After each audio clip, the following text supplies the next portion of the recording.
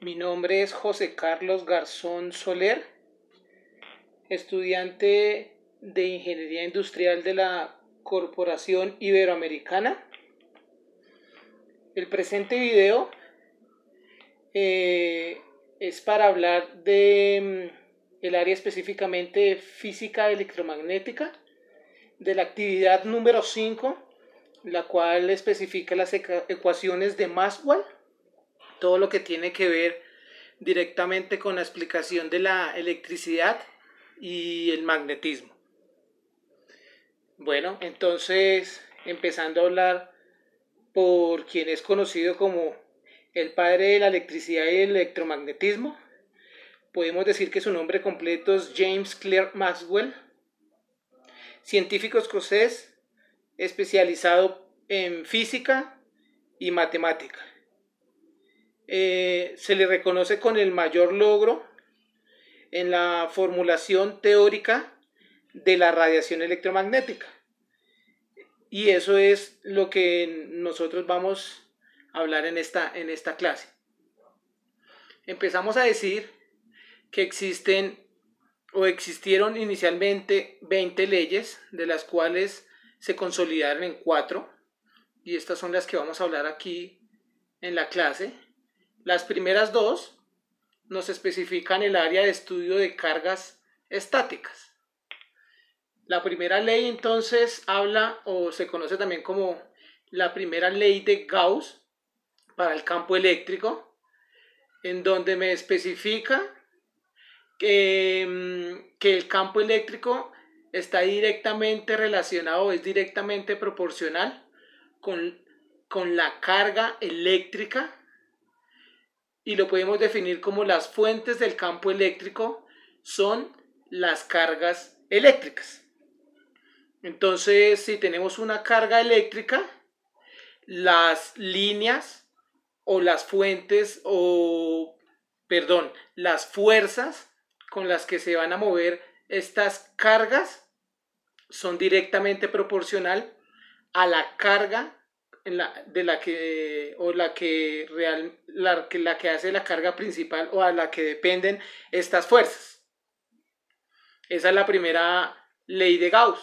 La segunda ley también es de este mismo científico, y lo que nos habla ya no es del campo eléctrico, sino del campo magnético, y se define como el campo magnético no tiene fuentes, y también lo podemos definir como las líneas de fuerza en un campo magnético siempre se cierran en sí mismas.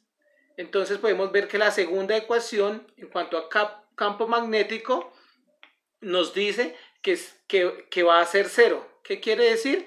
Que no va a tender a una línea continua, sino que de donde se ejerce esta fuerza magnética tiende a volver a ese mismo núcleo de donde salió la fuerza magnética. Para la tercera y la cuarta ley, hablamos ya de la ley de Ampère y Faraday.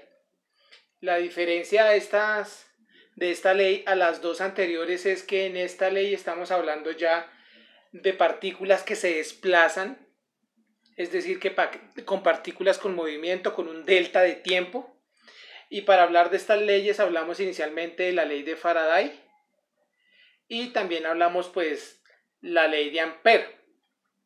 Estas leyes lo que hacen es conectar la relación entre campos eléctricos y campos magnéticos en sus ecuaciones, y en donde se ve realmente la aplicación o el aporte que hizo James Clerk Maxwell en estas leyes. Se conoce en la ley de Ampère como corriente de desplazamiento, y es el aporte que hizo Maxwell a especificar o a definir estas ecuaciones, que, como lo comento, son ecuaciones que nos hacen conexiones y ya no nos trabajan individualmente, sino que hacen una relación entre lo que es un campo eléctrico y un campo magnético, teniendo en cuenta de que la partícula o la fuerza ya se está desplazando o hay un delta de tiempo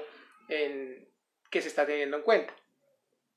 Por último, y es el gran aporte de este científico, encontramos la ecuación de la onda, en donde describimos que ya las soluciones a las anteriores ecuaciones nos llevan a identificar o nos llevan a reconocer una ecuación que sirve como la descripción de la propagación de la perturbación de una onda en el espacio. ¿Qué se hizo con este nuevo invento? Se identificó cómo se mueven las ondas o cómo viajan las ondas en el espacio, y lo que contribuyó específicamente este invento fue a la revolución de las comunicaciones y a la comprensión ya total de cómo se comportan tanto los campos eléctricos como los campos magnéticos. Eso es en sí lo que podemos hablar de las ecuaciones de Maxwell. En conclusión, son 4 ecuaciones más la ecuación de la onda, que, como lo hicimos en las conclusiones, nos da un gran aporte a lo que entendemos hoy como las comunicaciones, cómo funciona la electricidad y el magnetismo, cómo se comportan, cómo se relacionan entre sí. Y también podríamos entender un gran aporte a la aplicación y funcionamiento de la óptica. Les agradezco mucho. Espero verlos en una próxima oportunidad.